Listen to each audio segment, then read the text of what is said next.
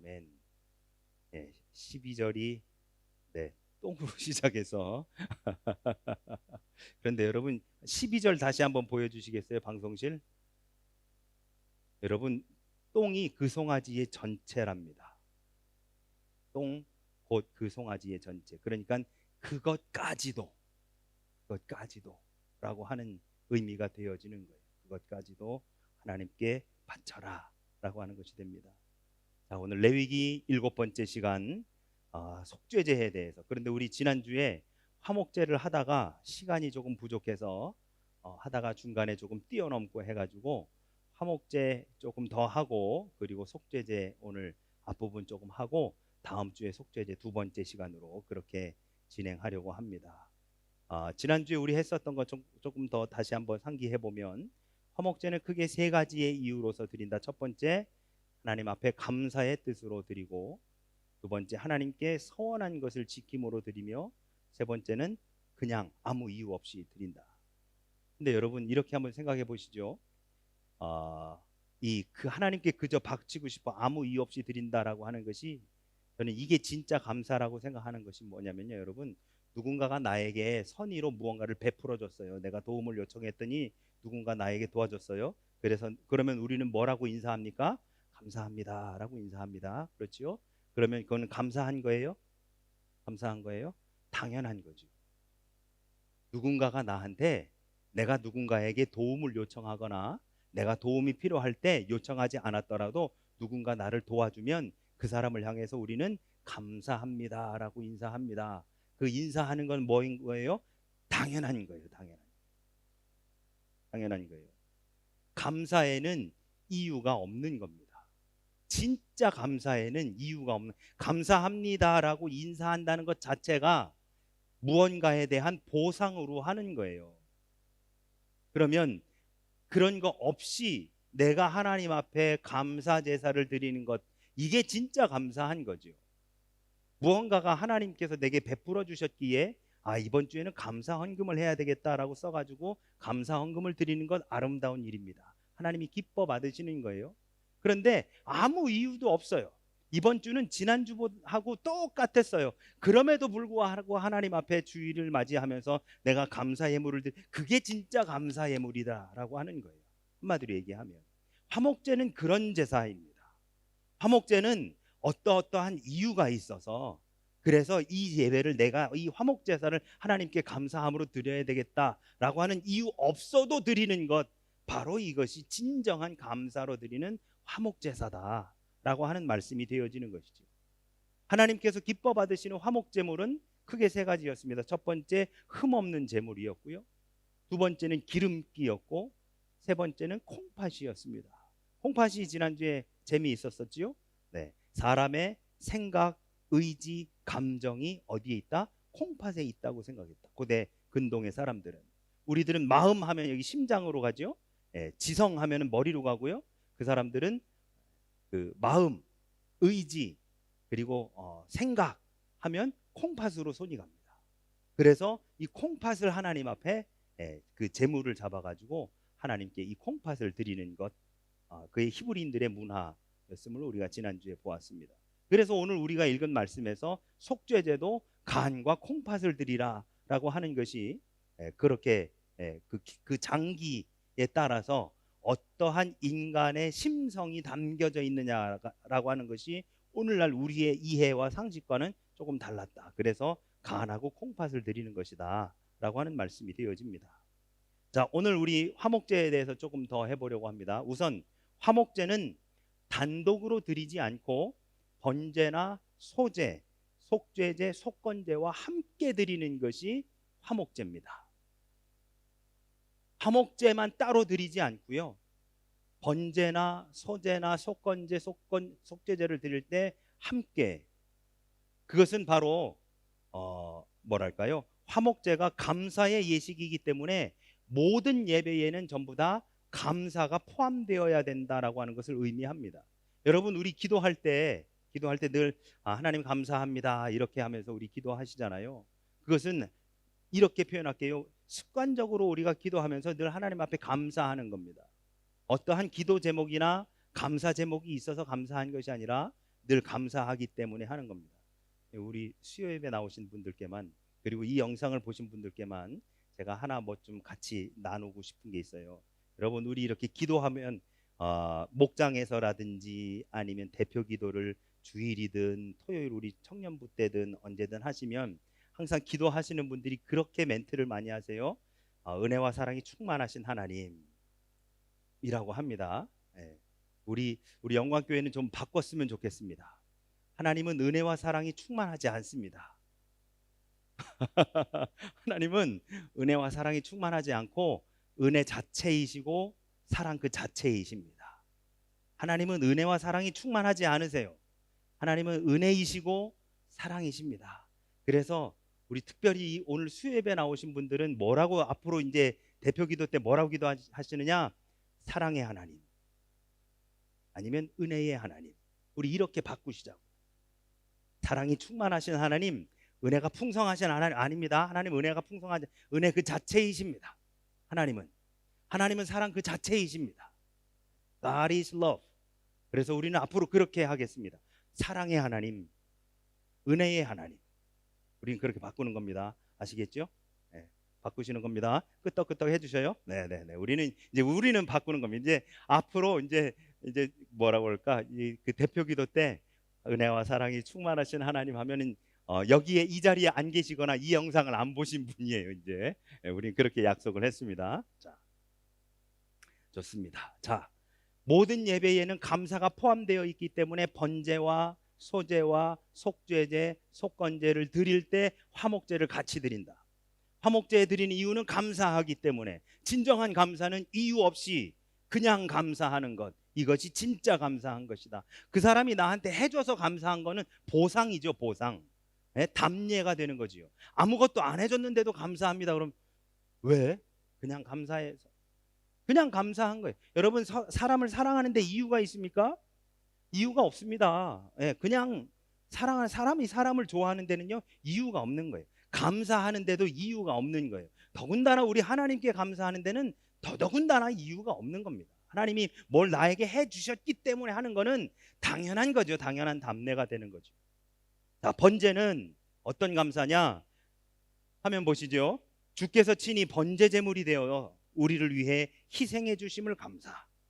소제는 주께서 친히 소제 제물이 되어 우리가 하나님과의 예배의 자리로 나아감에 감사. 속죄제는 주께서 속죄 제물이 되어 우리를 구원해 주심에 감사하여 예배의 자리로 나아감에 감사. 속건제는 주께서 친히 속건 제물이 되어 내가 갚아야 될 속전을 대신해 주심에 감사. 이 감사의 제목으로 우리가 함께 이 네 가지 예배를 드릴, 제사를 드릴 때 함께 화목제를 드리는 것이다. 이런 의미에서 화목제의 진정한 의미는 감사입니다. 감사. 그래서 친히 화목제물이 되어 주심으로 하나님과 우리와 깨어졌던 관계가 회복되어져서 감사. 내 안에 내가 오히려 나를 디스하고 내가 나한테 바보 같다고 그렇게 했었던, 그래서 내 안에 내 자아가 깨어지고 내가 나를 오히려 괴롭히고 했었던 내 안에 내가 회복되어짐에 감사. 그리고 내 주변 사람들과 함께 하나 되어지는 그 감사. 여러분, 화목이라고 하는 것 마찬가지로 하나님과 나와의 화목, 영적인 화목. 그리고 내 안에서 나하고, 여러분 내 안에서 나하고도 화목해야 됩니다. 내 안에서 나하고 화목하지 않으면 어떤 일이 벌어지느냐? 골방에 아주 조용한 데 가가지고 아무도 모르는 사이에 스스로 자기를 자해하는 일이 생겨나는 거예요. 내가 나하고 화목하지 못하기 때문에 그렇습니다. 내가 나한테 만족하지 못하고 내가 나하고 화목하지 못하고 주변의 이웃들과 지체들과 공동체 안에서 화목하지 못하면 어떻게 되느냐? 내가 나 스스로를 소외시킵니다. 다른 사람들하고 어울리지 않고요, 그 사람들과 나를 동떨어져 가지고 나 혼자 소외시켜 놓습니다.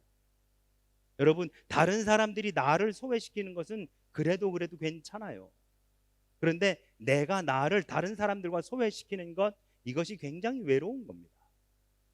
그래서 화목제는 이 모든 것을 함께 해줄 수 있는 것이다. 여기에 한 가지 더, 내가 이 우주 만물들, 이 자연과 화목하게 해주시는 것, 이것이 또한 화목제가 되어진다라고 하는 말씀이 되어집니다. 자, 다른 제사와 달리 화목제사의 독특한 특징의 하나는 하나님께 드려진 제물을 다 태우지 않고 제사를 드린 사람들이 그 태운 것을 골고루 나눠 먹는다라고 하는 겁니다. 화목제는 영어 성경에서 친교제사 그리고 나눔제사라고 그렇게도 이야기를 했지요. 펠로우십 오퍼링이나 쉐어링 오퍼링이라고 그렇게 화목제사를 이야기를 합니다. 이것은 화목제의 희생제물을 예배자와 가족들과 온 이웃들이 함께 나누어 먹기 때문에 그렇습니다. 여러분 생각해 보셔요. 우리 지난주에 나눴지만 화목제물 때 태워진 것은 다 태우지 말고 그것을 남겨서 나눠 먹는데 밤이 그 다음날 아침이 되기 전까지 다 먹어 없애야 됩니다. 그러면 보세요. 한 사람이 먹을 수 있는 양은 한정되어 있어요. 가족들이 몇 명인지 모르겠지만 나눠서 먹다가 보면은 이게 남을 수 있습니다. 분명히. 왜냐하면 그 다음 날까지 꾸역꾸역 못 먹어요. 배부르니까. 그러니까 어떻게 해야 돼요? 나눠줘야 돼요. 화목제사를 드린 제물은 나눠줘야 됩니다. 그렇게 나눠주다 보면 뭐 하는 거예요? 이웃들과 화목한 거예요. 이웃들과. 그래서 화목제물은 서로 나누어 먹습니다. 뿐만 아니라 모든 예배자가 희생제물에 참여할 수 있는 유일한 희생제사가 바로 화목제입니다. 그래서 오늘로 이야기하면 식탁교제가 화목제사 후에 이루어지는 것이지요. 좀 더 재밌게 표현하자면 화목제의 희생제물을 가지고 함께 식사를 하는데 뭐랄까요?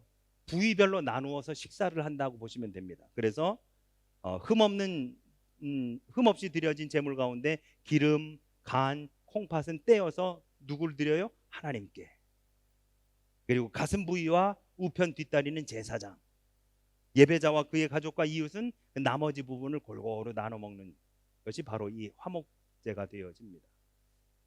제가 군에 있을 때 저희는 대대였습니다. 한 200명 정도 있는 부대였었는데요.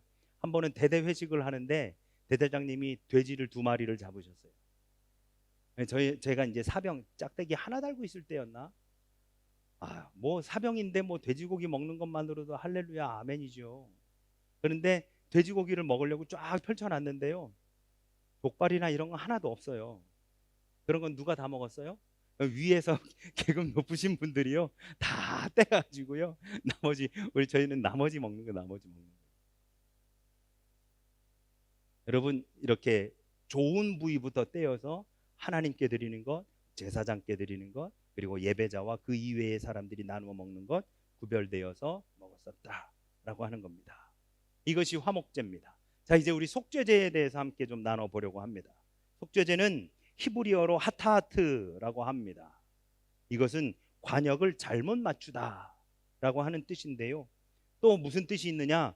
제사를 드림으로써 정결함과 자유하는 것을 동시에 의미하는 것이 바로 이 하타하트라고 하는 말입니다. 이런 측면에서 속죄제를 전체적으로 뭐라고 해석할 수 있느냐? 하나님이 주신 명령과 법의 관역을 벗어난 죄인이 그 죄에서 청결과 자유를 얻기 위하여 드리는 제사가 바로 이 속죄제라고 할 수 있습니다. 결국 이 속죄제와 속건제는 이 죄의 문제를 해결하기 위해서 드리는 제사가 이 속죄제와 속건제가 되어집니다. 이 뭐라고 할까요? 죄의 문제를 해결하기 위해 반드시 고통과 대가를 치루어야 하는데, 다시 말해서 죄인 대신에 흠없는 대속물이 죽임을 당하게 되고 그 피와 생명을 들여서 값을 대신 지불하여 죄를 속하게 했으며, 죄인은 그 일로 인해 죄의 문제가 해결되고 이로 인해 의로움과 자유로움을 누린다라고 하는 건데요.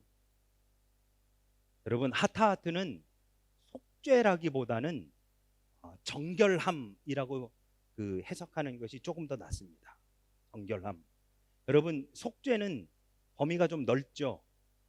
근데 정결함이라고 하면 의미가 확 다가오죠. 속죄라고 하면은 범위가 굉장히 넓습니다. 근데 정결함, 깨끗하게 함, 정화라고 하는 겁니다. 그래서 속죄제는, 이 하타하트라는 말은 속죄제라기보다는 정결제사, 정화제사라고 번역하는 것이 조금 더 낫지 않나, 저는 그렇게 생각합니다. 그래서 sin offering이라고 영어로 표현하기보다는 purification offering이라고 표현하는 것이 조금 더 낫지 않을까라고 하는 것. 예, 이것이 바로 속죄제, 정결제가 되어진다. 정화시키는 거예요. 죄를 지은 우리가 정화되어지는 겁니다. 여러분, 속죄라고 하는 말과 정화, 정결이라고 하는 말은 뭐냐면, 속죄는 이거예요. 죄를 지었습니다. 죄를 지었는데 죄는 그냥 있고 죄 지은 것에 대한 죄책이 있어요. 그렇죠, 여러분? 잘 들으셔야 됩니다. 죄가 있고 이것에 대한 죄책감이 있습니다. 그러면 여러분, 사회에서 누군가 뭘 잘못했어요. 그래 잡혀 들어갔습니다. 재판정에서 예를 들어서 징역 1년 해가지고 땅땅땅 해가지고 감옥에 들어가서 징역 1년을 살고 나왔어요. 그럼 이 사람의 죄가 없어진 걸까요? 그렇지 않습니다. 이 사람의 죄는 여전히 있어요. 그러면 그 1년 동안 이 사람 뭐 한 거예요? 그 죄책감이 사라지도록 그 죄책감에 대한 뭐라 그럴까요? 의무, 책임을 다 한 거예요. 1년을 살고 나왔어도 죄는 여전히 존재해요. 이것이 속죄입니다. 정결은요. 정결은 그 죄가 없어지는 게 정결인 거예요.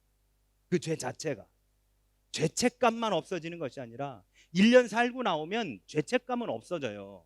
내가 1년 동안 거기에서 살고 나왔으니까 그 책임을 다 했다라고 하는 것이지요. 네가 지은 죄에 대해서 1년 동안 그렇게 살고 나와 라고 했기 때문에 죄책감은 없어져요. 그러나 죄는 있는 거예요. 정결은요, 이 죄가 없어지는 거예요. 죄가 없어지는 거예요. 이 죄가 없어지도록 하기 위해 이 땅에 오신 분이 예수님 아닙니까? 여러분, 예수님이 아니었더라면 우리는 죄책감만 없어지고 죄는 여전히 존재하면서 살아가는 그러한 존재들이었을 거예요. 그런데 아무 흠 없는 예수님이 십자가에 달려 죽으심으로 뭐 하셨느냐? 우리의 죄를 대신해 주신 거예요.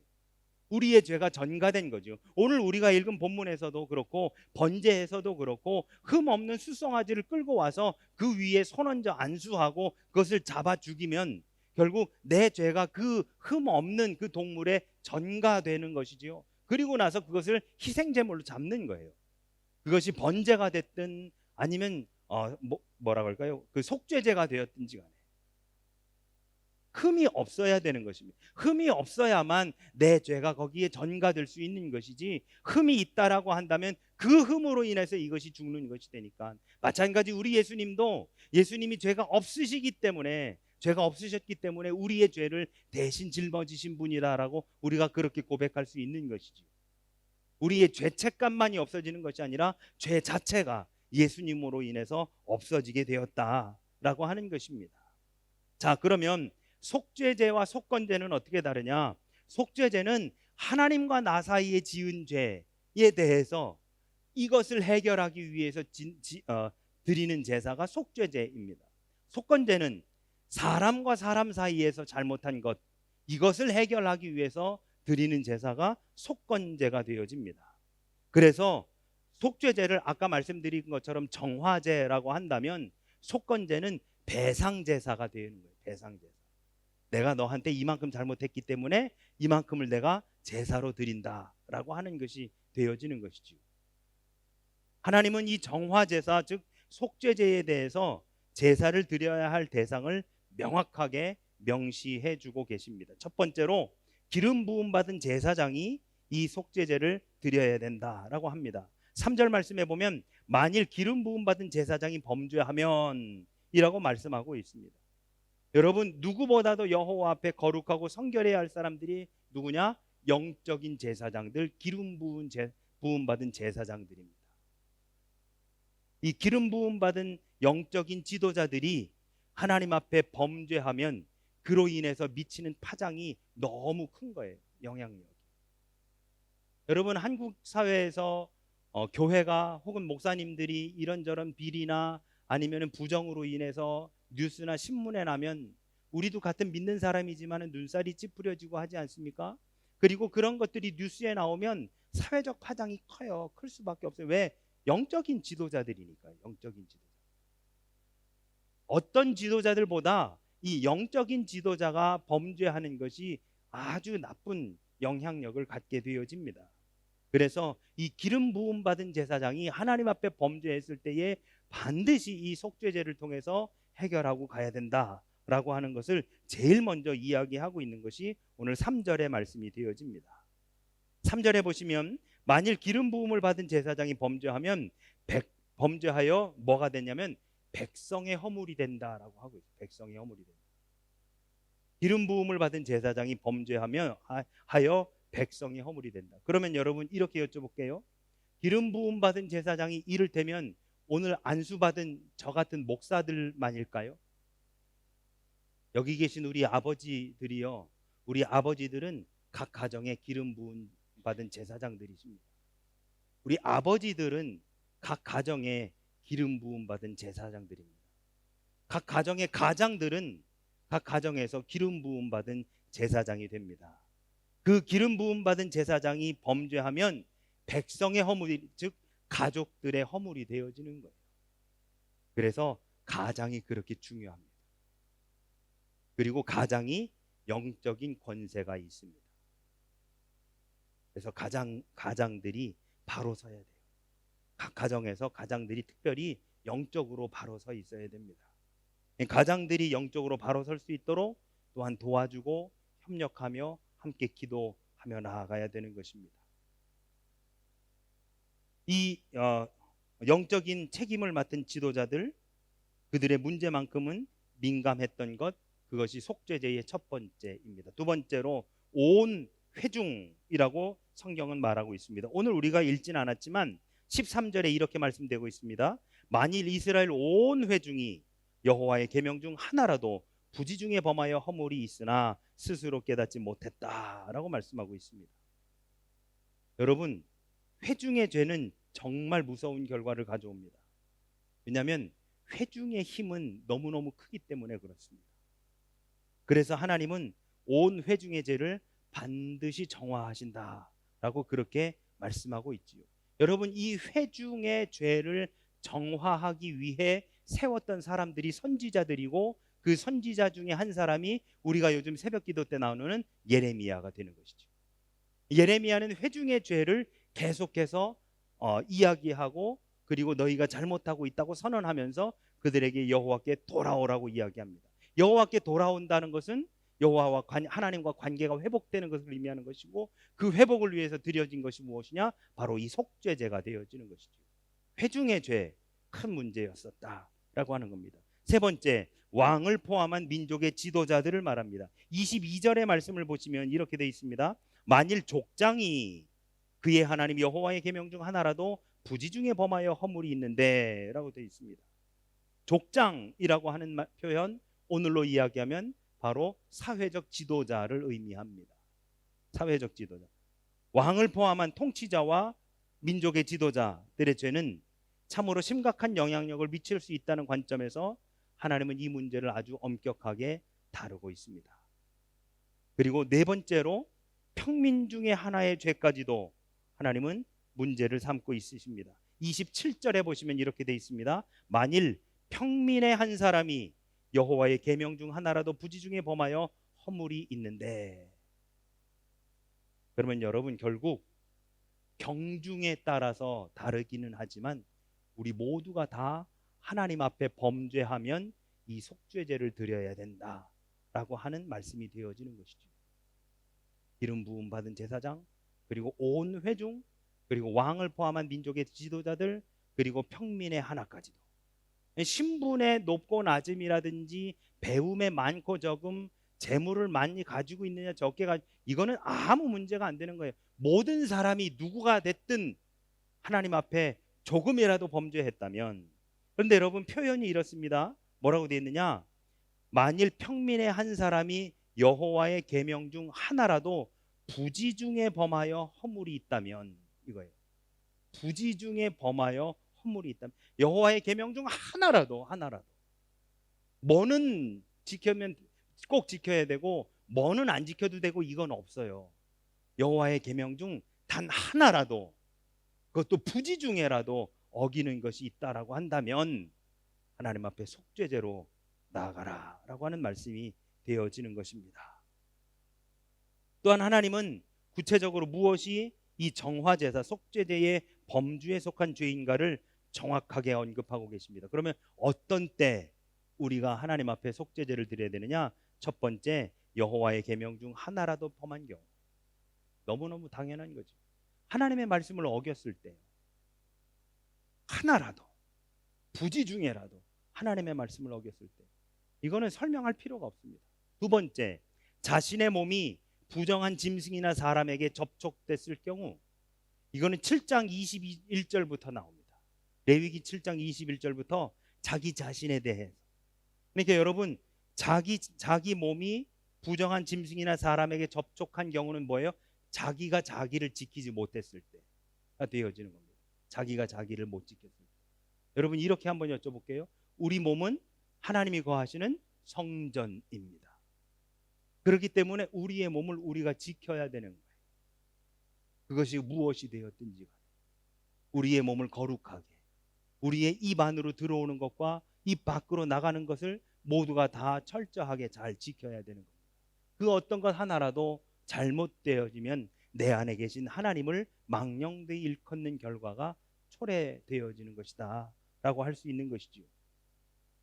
거룩한 하나님의 백성은 더러운 것이 노출되어서도 안 되고, 이런 썩어가는 세상의 것이 감염되어지는 것 결코 바람직하지 않다라고 성경은 그렇게 말하고 있습니다. 그래서 옛날 이때 당시 히브리 사람들은 시체하고 접촉하는 것도 부정한 것이다 라고 그렇게까지 이야기하고 있지요. 세 번째, 형제의 억울함에 대해서 눈을 감는 것과 나로 인해 형제가 손해난 모든 것을 죄라고 말씀하고 계십니다. 여러분, 이것은 어떤 관계냐? 이웃에 대해서, 이웃에. 왜냐하면 이스라엘 백성처럼 억울하게 압제당한 사람들이 없습니다. 형제가 고난을 당하는 것을 뻔히 보고도 아무런 조처를 취하지 않고 방관하는 것, 하나님은 죄라고 명시하고 있습니다. 반드시 도와줘야 되고 함께 해야 되는 것, 그리스도 안에서 우리가 하나의 공동체라고 한다면, 누군가가 지금 잘못된 길을 가고 있다고 한다면 그것에 대해서 바르게 잡아줄 필요가 있다라고 하는 것이죠. 그렇지 않다면 그조차도 죄가 되는 것이다. 여러분, 우리가 마음속으로 간음한 자도 죄라고 예수님께서 말씀하시지 않았습니까? 누군가가, 어떤 형제가 잘못된 길을 걸어가고 있는 것을 방관하는 것도 또한 죄가 되어 하나님 앞에 속죄제를 드려야 된다라고 성경은 말씀하고 있습니다. 네 번째, 함부로 말해서 실수함으로써 이웃이 어려움을 당하는 것도 죄로 여기십니다. 야고보서 3장 4절에 있는 말씀인데요, 생각 없이 말해서 이것이 실수였음을 깨닫는 순간, 다시 말해서 내가 착한 일을 하겠다든가 악한 일을 하겠다든가 이런 맹세를 했을 경우 이것을 잊고 있다가 이 말을 뒤늦게 깨닫게 될 때 그 죄를 깨닫는 대로 속해야 된다라고 하는 말씀이 되어, 말로 누군가를 해코지하거나 실수하거나 라고 했을 때는 바로 그것을 회복해야 된다라고 하는 것이지요. 그럼 여러분, 성경 안에 우리가 살아가야 되는 방법들이 전부 다 적혀 있는 거예요. 이 말씀 안에서, 예배 안에서도 우리가 어떻게 이 땅을 살아가야 되는지에 대한 교훈들이 다 담겨져 있는 것을 보게 되어집니다. 특별히 하나님은, 하나님 당신의 이름으로는 어떠한 맹세도 하지 말라고 그렇게 하셨어요. 그래서 우리는 하나님의 이름으로조차 맹세하지 말아야 합니다. 만약에 생각 없이 그렇게 했다라고 하는 것, 이것 자체도 죄가 될 수 있다라고 하는 것이 바로 오늘 우리에게 주시는 말씀이 되어집니다. 여러분, 이 외에도 우리가 하나님 앞에 범죄함으로 인해서 드려야 하는 속죄제들은 너무너무 많이 있습니다. 내가 내 신앙의 가치관 속에서 하나님 앞에 범죄한 것들, 잘못한 것들, 세상과 타협하면서 살아가는 우리들의 모습들이 전부 다 하나님 앞에 속죄제로 나아가야 되는 것이지요. 여러분, 하나님과 화목하지 않으면, 하나님과 영적으로 통하지 않으면 그 모든 것이 다 막힐 수밖에 없습니다. 하나님하고 영적으로 열려 있어야 되는 거예요. 하나님하고 영적으로 교통이 이루어져야만 내가 내 안에서, 그리고 내 주변의 사람들과 공동체 안에서, 그리고 이웃들과, 그리고 모든 만물들과 함께 조화를 이룰 수 있는 건, 이것이 바로 이 땅을 살아가는 방법입니다. 가장 우선적인 것이 하나님과의 관계성이 되어지는 것이죠. 그래서 저는 누군가가 저를 찾아와 가지고 어떤 일이 안 된다 뭐 이런 말씀하거나 이러면 제일 먼저 여쭙는 게 그겁니다. 하나님과 영적으로 교제하십니까? 이걸 제일 먼저 여쭤봐요.